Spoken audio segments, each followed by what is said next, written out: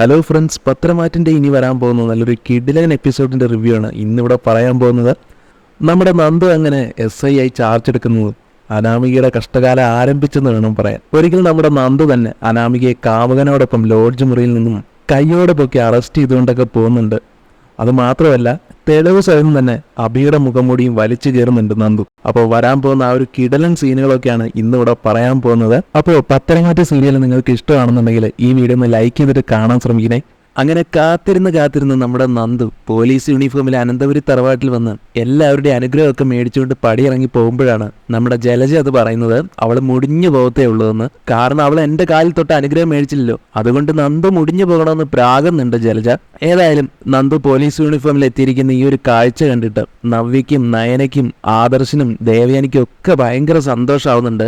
ഏതായാലും അതെല്ലാം കഴിഞ്ഞ് നമ്മുടെ നന്ദു പിന്നീട് നേരെ ചെല്ലുന്നത് പോലീസ് സ്റ്റേഷനിലേക്കാണ്. അങ്ങനെ നന്ദു പോലീസ് സ്റ്റേഷനിൽ ചെല്ലുന്നതിന് മുമ്പായിട്ട് തന്നെ അവിടെ രണ്ടുപേര് ഹാജരായിട്ടുണ്ട്. അതാരാണെന്ന് വെച്ച് കഴിഞ്ഞാൽ വേണുവും രേവതിയാണ്. പുതിയ SIനെ കാണാനും കയ്യിലെടുക്കാനൊക്കെ ഉള്ള ഒരു ശ്രമത്തിന്റെ ഭാഗമായിട്ടാണ് വേണു SIനെ കാണാൻ വേണ്ടി എത്തിയിരിക്കുന്നത്. SI വന്നെന്നറിയുമ്പോഴത്തേക്കും കാണാനുള്ള ആ ഒരു വ്യഗ്രതയിലാണ് രണ്ടുപേരും ഇരിക്കുന്നത്. ഒടുവിൽ നന്ദു വന്നു കയറുന്നതും പുതിയ SIനെ കണ്ട് സല്യൂട്ട് അടിക്കാനൊക്കെ എണീക്കുമ്പോഴാണ് കേട്ടോ നന്ദു തന്നെയാണ് SI ആയിട്ട് എത്തിയിരിക്കുന്നത് എന്നുള്ളൊരു കാഴ്ച വേണുവും രേവതിയും കൂടെ കാണുന്നത്. രണ്ടെണ്ണത്തിന്റെയും ചങ്ക് പൊട്ടി പോകുന്നുണ്ട്. അതേസമയം അസിസ്റ്റന്റ് ആയിട്ടുള്ള പോലീസ് പറയുന്നുണ്ട്, സാറ് ചാർജ് എടുത്ത ഉടനെ തന്നെ ഒരു കേസ് വന്നിട്ടുണ്ടല്ലോ, ഇവരാണ് കേസ് തരാനായിട്ട് വന്നിരിക്കുന്നതെന്ന്. അപ്പോഴേക്കും നന്ദു ആണെങ്കിൽ ആ തൊപ്പിയെല്ലാം അങ്ങോട്ട് ഊരി വെച്ചിട്ട് ഒരു കള്ള ചിരിയോടെ വേണുവിനോടും രേവതിയോടും ചോദിക്കുന്നുണ്ട്, നിങ്ങൾ എന്താണ് വന്നതെന്ന്. അവര് വന്നിരിക്കുന്നത് തന്നെ നന്ദുവിനെതിരെയുള്ള കേസുമായിട്ടാണ്. അങ്ങനെ നന്ദു തന്നെയാണ് SI എന്ന് അറിയുന്നതും ആകെ പണി പാടുന്നുണ്ട്. അങ്ങനെ വേണുവും രേവതി അവിടെ നിന്ന് രക്ഷപ്പെടാനായിട്ട് ശ്രമിക്കുമ്പോൾ നന്ദു അവരോടായിട്ട് പറയുന്നുണ്ട്, ഇനി നിങ്ങളുടെ പഴയ കളികളൊന്നും നടക്കാൻ പോകുന്നില്ല. ഞാനിപ്പോൾ പഴയ ആളല്ല, ഞാനിപ്പോൾ SI നന്ദനയാണ്. അതുകൊണ്ട് തന്നെ എന്നെ പഴയ പോലെ നന്ദു എന്നോ മുട്ടച്ചിയെന്നോ ഒന്നും വിളിച്ച് അഭിസംബോധന ചെയ്യേണ്ട കാര്യമില്ല. സാറെന്ന് മാത്രം ഇനി മുതൽ എന്നെ വിളിക്കുക. ഇതും കൂടെ കേൾക്കുന്നത് വേണുവും രേവതി അവിടെ നിന്ന് സ്ഥലം വിടുന്നുണ്ട്. അങ്ങനെ വീട്ടിൽ ചെന്നിട്ട് എൻ്റെ ഈശ്വര, ഇനി കാര്യങ്ങളെല്ലാം എന്തൊക്കെയായി തീരുമെന്ന് അറിയില്ലല്ലോ എന്നും പറഞ്ഞ് താടിയിൽ കൈയൊക്കെ വെച്ച് ഇങ്ങനെ വേണു ഇരിക്കുമ്പോൾ അനാമിക വന്നിട്ട് ചോദിക്കുന്നുണ്ട്, നിങ്ങളിപ്പോൾ എന്തിനാ അങ്ങോട്ട് പോയത്? അതിൻ്റെ ഒരാവശ്യവും ഇല്ലായിരുന്നു എന്ന്. അപ്പോൾ വേണു പറയും, എൻ്റെ പൊന്നുമോളെ, ഞങ്ങൾ പോയത് പുതിയ SIനെ കാണാനും എന്തെങ്കിലും ചിക്കലിയൊക്കെ കയ്യിൽ കൊടുത്തിട്ട് നമ്മുടെ വശത്താക്കാനുമായിരുന്നു. പക്ഷെ ഞാൻ ഇതൊന്നും ഒട്ടും പ്രതീക്ഷിച്ചില്ല. ഇത്രയും സംഭവമൊക്കെ ഉണ്ടാകുമെന്ന് ഞാൻ ഒരിക്കലും പ്രതീക്ഷിച്ചില്ല. വല്ലാത്തൊരു അവസ്ഥയിൽ പെട്ടുപോയി ഞങ്ങൾ. ഇനിയിപ്പോൾ തെളിയാതെ കിടക്കുന്ന പല കേസുകളും അവൾ തെളിയിക്കാൻ പോവുകയാണെന്നൊക്കെ കേട്ടു. പിന്നെ നമ്മളൊന്നും ജീവിച്ചിരുന്നിട്ട് കാര്യമില്ല മോളെ. 3 കയറ് കെട്ടി ഈ വീട്ടിലങ്ങ് തൂങ്ങി ചത്താ മതി.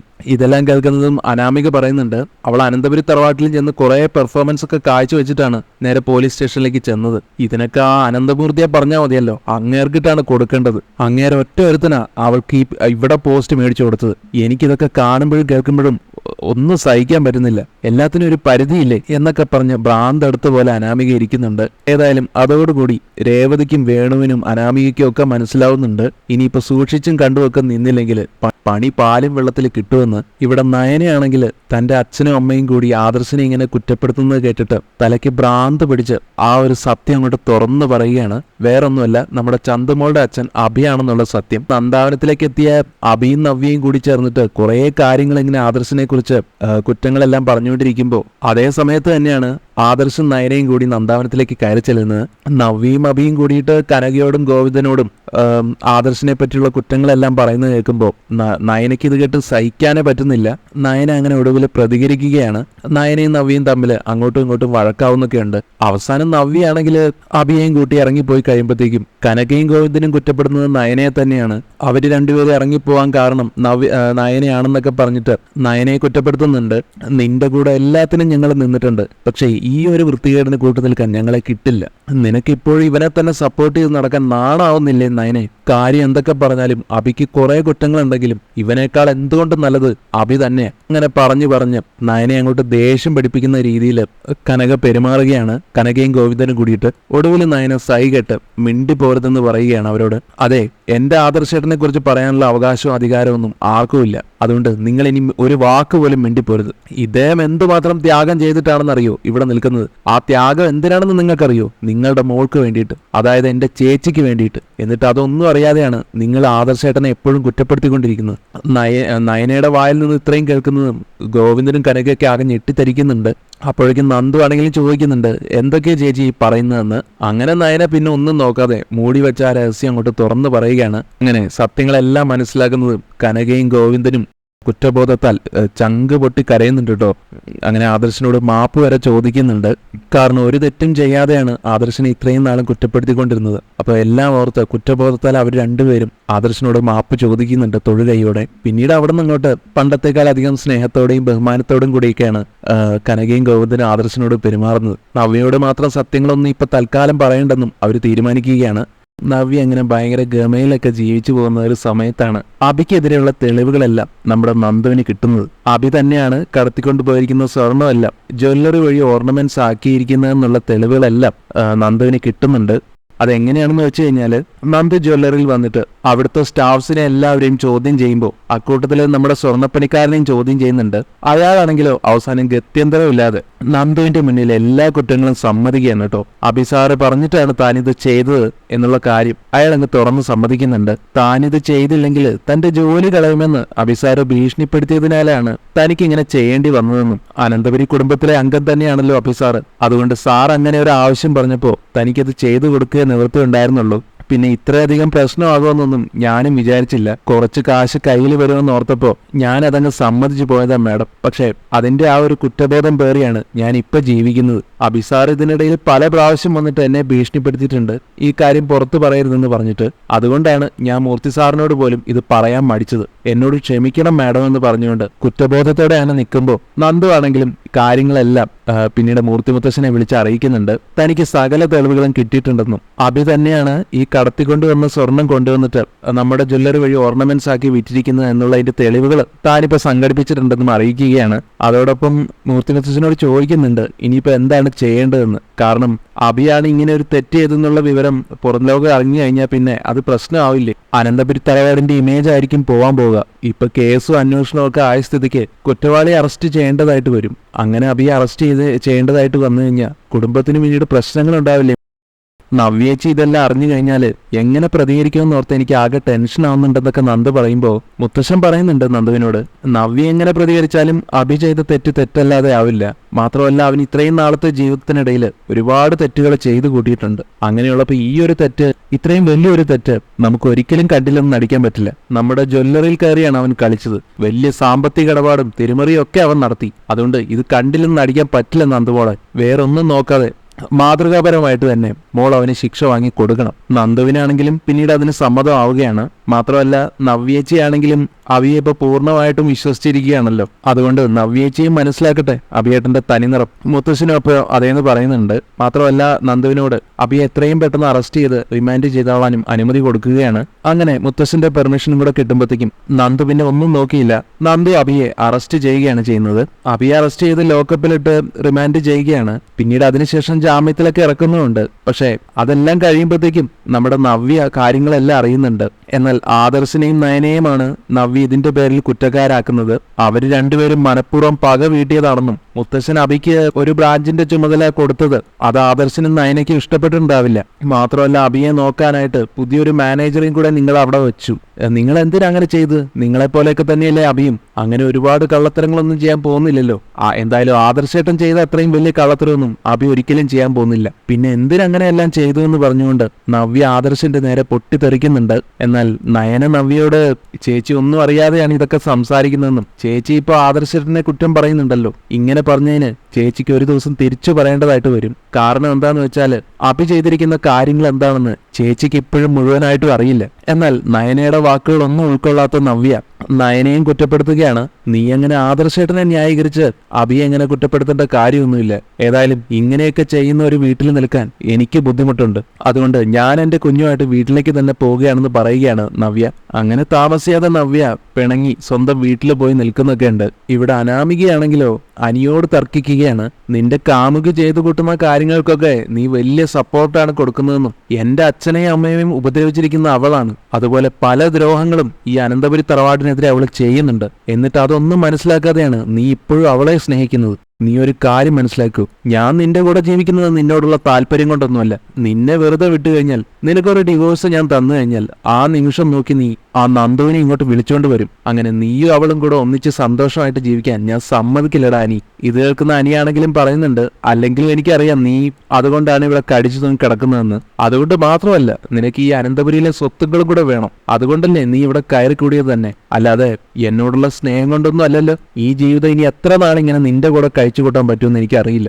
ഓരോ നിമിഷവും ഞാൻ ശ്വാസം മുട്ടിയാണ് ഇവിടെ ജീവിക്കുന്നത്. അതുകൊണ്ട് ഞാൻ നിന്നോട് അപേക്ഷിക്കുക, നിനക്കൊന്ന് ഒഴിവായി തന്നൂടെ. അനാമികയ്ക്ക് ഇത് കേട്ട് ശരിക്കും ദേഷ്യം വരുന്നുണ്ട്. അനിയോട് വാശിക്ക് തന്നെ പറയും, ഇല്ലടാ, അങ്ങനെ ഞാൻ ഒഴിവായി തന്നിട്ട് നിനക്ക് സുഖമായി ജീവിക്കാമെന്ന് നീ വിചാരിക്കണ്ട. അനിക്കാണെങ്കിൽ അനാമികയുടെ ഈ തിന്നുകയില്ല തീറ്റിക്കുകയോ ഇല്ല എന്നുള്ള നിലപാട് കാണുമ്പോൾ ശരിക്കും ദേഷ്യം വരുന്നുണ്ട്. അതുകൊണ്ട് തന്നെ പറയും, എടി, നിനക്ക് വേറെ പല കാമുകന്മാരും ഉണ്ടെന്ന് എനിക്ക് നന്നായിട്ടറിയാം. പ്രത്യേകിച്ച് നിനക്ക് സ്ഥിരമായിട്ട് ഒരുത്തനുണ്ടല്ലോ, അവന്റെ ഒപ്പം അല്ലേ എടി നീ എന്താ എപ്പോഴും കറങ്ങി നടക്കുന്നത്? പാർക്കിലും ബീച്ചിലും ലോഡ്ജിലും ഒക്കെ നീ അവന്റെ കൂടെ പോകുന്നില്ലേ? അങ്ങനെ വേറൊരുത്തൻ കൂടെ ഉള്ളപ്പോ പിന്നെ നീ എന്തിനാടി എന്നെയും കൂടെ ശല്യം ചെയ്യുന്നത്? നിനക്ക് നിന്റെ വഴിക്ക് പോയിക്കൂടെ എന്നൊക്കെ ചോദിച്ചു പോവുകയാണ് അനി. നഷ്ടപരിഹാരം എന്തെങ്കിലും വേണമെങ്കിൽ നിനക്ക് ഞാനത് തരാമെന്നും പറയുന്നുണ്ട് ആ കൂട്ടത്തിൽ. എന്നാൽ അനാമിക പറയും, ഇല്ലടാ, ഞാൻ അതിന് സമ്മതിക്കില്ല. കുറച്ചു നാളും കൂടെ കാര്യങ്ങൾ ഇങ്ങനെ തന്നെ പോട്ടെ. പിന്നെ നിനക്കറിയാലോ എനിക്ക് വേറൊരു കാമുകനുണ്ടെന്ന്. നിന്നെ പോലെയൊന്നും അല്ല അവൻ. അവൻ എന്നോട് നല്ല സ്നേഹമാ, ആത്മാർത്ഥ സ്നേഹം. അതുകൊണ്ട് എനിക്ക് അവനെ തന്നെ മതി. നിന്നെ എനിക്ക് ആവശ്യമില്ലെന്നും തുറന്നടിച്ച് തന്നെ അനാമിക പറയുന്നുണ്ട്. അനിക്കാണെങ്കിൽ തന്റെ ജീവിതം തകർന്നല്ലോ എന്നോർത്ത് ആ ഒരു വിഷമത്തിൽ അങ്ങനെ ഇരിക്കുകയും ചെയ്യുന്നു. ഏതായാലും അനാമിക പതിവ് പോലെ തന്റെ കാമുകനെ കാണാൻ പോകാൻ വേണ്ടിയിട്ട് ഒരുങ്ങുകയാണ്. അതേസമയം കാമുകൻ വിളിച്ചിട്ട് അനാമികയോട് ചോദിക്കുന്നുണ്ട്, നീ ഇന്ന് ലോഡ്ജിലേക്ക് വരില്ലേ എന്ന്. വരാമെന്ന് സമ്മതിക്കുന്നുണ്ട് അനാമിക. എനിക്കിപ്പോ വരുന്നതിനൊന്നും ഒരു പ്രശ്നമില്ല. കാരണം ഞാനിപ്പോ അനന്തപുരിയിലെ വെറും ഒരു അതിഥിയെ പോലെ താമസിക്കുന്നത്. എന്റെ ഇഷ്ടത്തിന് ഞാൻ വരികയും പോവുകയൊക്കെ ചെയ്യും. അതൊക്കെ ചോദ്യം ചെയ്യാൻ ഇവിടെ ഇപ്പൊ ആരുമില്ല. അതുകൊണ്ട് നീ പറഞ്ഞോ, ഞാൻ എവിടേക്കാ വരണ്ടേ? കാമുകൻ പറഞ്ഞു കൊടുക്കുന്നുണ്ട്, ഇന്ന സ്ഥലത്ത് ഇന്ന ലോഡ്ജിലേക്ക് വന്നാ മതിയെന്ന്. എന്നാൽ ഇവരുടെ ഈ ഫോൺ സംഭാഷണം എല്ലാം നമ്മുടെ അനിയും കേൾക്കുന്നുണ്ടായിരുന്നു കേട്ടോ. എനിക്ക് ഭയങ്കര സങ്കടം തോന്നുകയാണ്, ഇങ്ങനെ ഒരു ഭാര്യയാണല്ലോ തനിക്ക് കിട്ടിയതെന്ന് ഓർത്തിട്ട്. മാത്രമല്ല എനിക്ക് തോന്നിപ്പോവുകയാണ്, ഇവൾക്ക് ഇത്രയ്ക്ക് ഉളുപ്പില്ലാതെ പോയല്ലോ. കാരണം എന്റെ മുന്നിൽ വെച്ചിട്ടാണ് ഇവളുടെ കാമുകനോട് സംസാരിക്കുന്നത്. എന്റെ മുന്നിൽ വെച്ച് ഇവൾ ഇങ്ങനെയൊക്കെ പെരുമാറുമ്പോൾ ഇവളുടെ മനസ്സ് എത്ര മോശമായിരിക്കും. എന്നിട്ടാണ് അവള് നന്ദുവിനെ എന്നെയും കൂട്ടി കഥകൾ ഉണ്ടാക്കുന്നത്. ഇവളെ ഇങ്ങനെ വെറുതെ വിട്ടാൽ പറ്റില്ല. ഇവൾ ആരുടെ കൂടെയാ പോകുന്നതെന്ന് എനിക്ക് അറിയണം. അങ്ങനെ ഒരു തീരുമാനം എടുക്കുന്ന അനി പിന്നീട് വേഗം നന്ദുവിനെ വിളിക്കുന്നുണ്ട്. എന്നിട്ട് നന്ദുവിനോട് പറയുന്നുണ്ട്, നന്ദു, എനിക്ക് നിന്നോടൊരു കാര്യം പറയാനുണ്ട്. നന്ദു ആണെങ്കിൽ ഡ്യൂട്ടിയിലാണ്. അതുകൊണ്ട് തന്നെ ഞാൻ ഡ്യൂട്ടിയിലാണെന്നും നീ എന്നെ ഈ സമയത്ത് വിളിച്ച് ബുദ്ധിമുട്ടിക്കരുതെന്നും പറയുന്നുണ്ടെങ്കിലും അനി നന്ദുവിനോട് റിക്വസ്റ്റ് ചെയ്യുന്ന പോലെ പറയുകയാണ്, നന്ദു, ഇത് ഞാൻ പറയുന്നത് നീ കേട്ടില്ല എന്നുണ്ടെങ്കിൽ ഞാൻ ആത്മഹത്യ ചെയ്യേണ്ടി വരും. അതുകൊണ്ട് ഞാൻ പറയുന്നത് നീ ഇപ്പൊ കേൾക്കണം. അങ്ങനെ നന്ദുവിനും ബോധമാവുകയാണ് അനി എന്തോ ഒരു സീരിയസ് കാര്യം പറയാനാണ് തന്നെ വിളിച്ചതെന്ന്. അപ്പൊ അതെന്താണെന്ന് ചോദിക്കുന്നുണ്ട്. അനി പറയുന്നുണ്ട്, അനാമിക ഉണ്ടല്ലോ ഇപ്പൊ പരസ്യമായിട്ട് അവളുടെ കാമുകനോടൊപ്പം പോവാൻ പോവുകയാണ്. അവൾ അവനോട് ഫോണിൽ സംസാരിക്കുന്നതെല്ലാം ഞാൻ കേട്ടു. ഇത് കേൾക്കുന്ന നന്ദു ആകട്ടെ അനാമിക എവിടേക്കാണ് പോയതെന്ന് ചോദിക്കുമ്പോൾ അനിയാണെങ്കിൽ കറക്റ്റ് ആ ലോഡ്ജിന്റെ പേരും സ്ഥലവും ഒക്കെ പറഞ്ഞു കൊടുക്കുന്നുണ്ട്.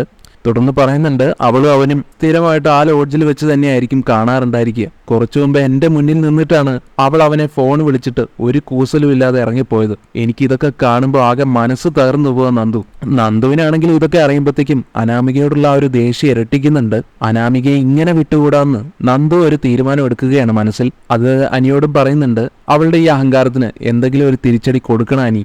അവളെ എല്ലാവരുടെയും മുന്നിൽ വെച്ച് പരസ്യമായിട്ട് ഇങ്ങനെ കാണിക്കുമ്പോൾ അവൾക്കിട്ടൊരു പണി നമുക്ക് കൊടുക്കണ്ടേ എന്നിങ്ങനെ ചോദിക്കുമ്പോൾ, നീ എന്ത് വേണമെങ്കിലും ചെയ്തോ നന്ദു, അതിനൊന്നും എനിക്കൊരു കുഴപ്പമില്ല. പക്ഷേ കുടുംബത്തിന് അതൊരു മോശപ്പേരായി മാറുമല്ലോ എന്ന് ഓർക്കുമ്പോഴാണ് എന്റെ സങ്കടം എന്ന് പറയുമ്പോൾ അത് ഓർത്തിട്ട് തന്നെയാണ് ഞാനും ഇക്കാര്യത്തിൽ ഒരു തീരുമാനം എടുക്കുന്നതിന് മുമ്പ് നിന്നോട് ചോദിച്ചിട്ട് ചെയ്യാമെന്ന് തീരുമാനിച്ചത്. നിന്റെ ഭാര്യയാണെന്നുള്ളതിനപ്പുറം അവളിപ്പോ അനന്തപുരി തറവാട്ടിലെ മരുമകളാണെന്നും കൂടെ നമ്മൾ ഓർക്കണമെന്നും പറയുകയാണ് നന്ദു. അങ്ങനെ അനിയുമായിട്ടെല്ലാം സംസാരിച്ചു കഴിഞ്ഞാൽ നന്ദു എന്ത് ചെയ്യണമെന്നറിയാതെ ഇങ്ങനെ നിൽക്കുമ്പോഴായിരിക്കും നന്ദുവിന് വേറൊരു ഫോൺ കോൾ വരുന്നത്. ഒരു കാമുകിയും കാമുകനും ഇങ്ങനെ ഒരു ലോഡ്ജിൽ എത്തിയിട്ടുണ്ടെന്ന് ആരോ നന്ദുവിനെ അറിയിക്കുകയാണ്.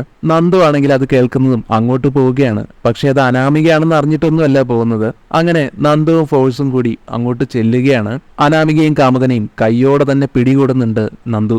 അറസ്റ്റ് ചെയ്ത് കൊണ്ടുവന്നതിന് മുമ്പായിട്ട് നല്ല 4 വർത്താനം കൂടെ അനാമികയുടെ മുഖത്ത് നോക്കി നന്ദു പറയുന്നുണ്ട്, നിനക്ക് നാണമില്ലേടി അനാമികെ? നീ അനന്തപുരിയിലെ മരുമകളല്ലേ? എന്നിട്ടും കണ്ടവന്മാരുടെ കൂടെയൊക്കെ അഴിഞ്ഞാടി നടക്കാൻ നിനക്ക് ഒരു ലജ്ജയും തോന്നുന്നില്ലേ? അനാമികയ്ക്കാണെങ്കിൽ ഇതൊന്നും കേട്ടിട്ട് ഒരു കൂസലുമില്ല.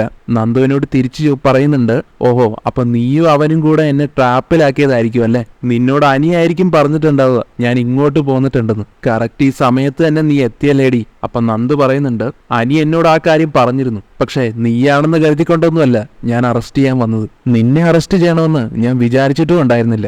എനിക്ക് കിട്ടിയ വേറൊരു ഇൻഫർമേഷൻ വെച്ചിട്ടാണ് ഞാൻ ഇവിടേക്ക് വന്നത്. പക്ഷെ അതുകൊണ്ട് ഇപ്പൊ എന്താ, എനിക്ക് നിന്നെ ഇവനെയും കാണാൻ പറ്റിയില്ലേ ഒരുമിച്ച്? അതും പറഞ്ഞ് നന്ദു ആ കാമുകനെയും നല്ല വിരട്ടുന്നുണ്ട്. ആ സമയം അനാമികയുടെ കാമുകൻ ചോദിക്കുന്നുണ്ട്, നിങ്ങൾ എന്തിനാ ഇങ്ങോട്ട് വന്നതെന്ന്? നിങ്ങൾക്ക് ഇവളോട് എന്തെങ്കിലും ദേഷ്യം ഉണ്ടെങ്കിൽ അത് ഇങ്ങനെയല്ല തീർക്കേണ്ടതെന്ന്. ഞങ്ങൾ വിവാഹം കഴിക്കാൻ പോകുന്നവരാ, അതുകൊണ്ട് നിങ്ങൾ ഞങ്ങളുടെ കാര്യത്തിൽ ഇടപെടണമെന്നൊക്കെ അയാൾ പറയുമ്പോൾ അയാളുടെ കരണക്കുറ്റി നോക്കി നന്ദു ഒന്ന് പൊട്ടിക്കുന്നുണ്ട്. എന്നിട്ട് ചോദിക്കുന്നുണ്ട്, നിങ്ങൾ വിവാഹം കഴിക്കാൻ പോകുന്നല്ലേ ഉള്ളൂ, വിവാഹം കഴിച്ചിട്ടില്ലല്ലോ ഇതുവരെ? ഇവളിപ്പോഴും നിയമപരമായിട്ട് അനിയുടെ ഭാര്യ തന്നെയാണ്. അതുകൊണ്ട് സമയം കളയാതെ രണ്ടുപേരും എന്റെ കൂടെ സ്റ്റേഷനിലേക്ക് വരാൻ നോക്ക്. ബാക്കി എന്ത് വേണമെന്ന് എല്ലാവരോടും കൂടെ ആലോചിച്ചിട്ടേ ഒരു തീരുമാനം എടുക്കുകയുള്ളൂ. ഇത്രയും പറഞ്ഞ് നന്ദു നല്ല മാസമായിക്കൊണ്ട് തന്നെ രണ്ടെണ്ണത്തിനെ അറസ്റ്റ് ചെയ്തുകൊണ്ട് പോവുകയാണ് സ്റ്റേഷനിലേക്ക്. അപ്പൊ ഇങ്ങനെയൊക്കെയുള്ള ഇൻട്രസ്റ്റിംഗ് ആയിട്ടുള്ള എപ്പിസോഡുകളാണ് ഇനി പത്രമാറ്റിൽ അങ്ങോട്ട് വരാനിരിക്കുന്നത്. വീഡിയോ ഇഷ്ടപ്പെട്ടെങ്കിൽ ലൈക്ക് ചെയ്യാനും ചാനൽ ഒന്ന് സബ്സ്ക്രൈബും കൂടെ ചെയ്യണേ. താങ്ക്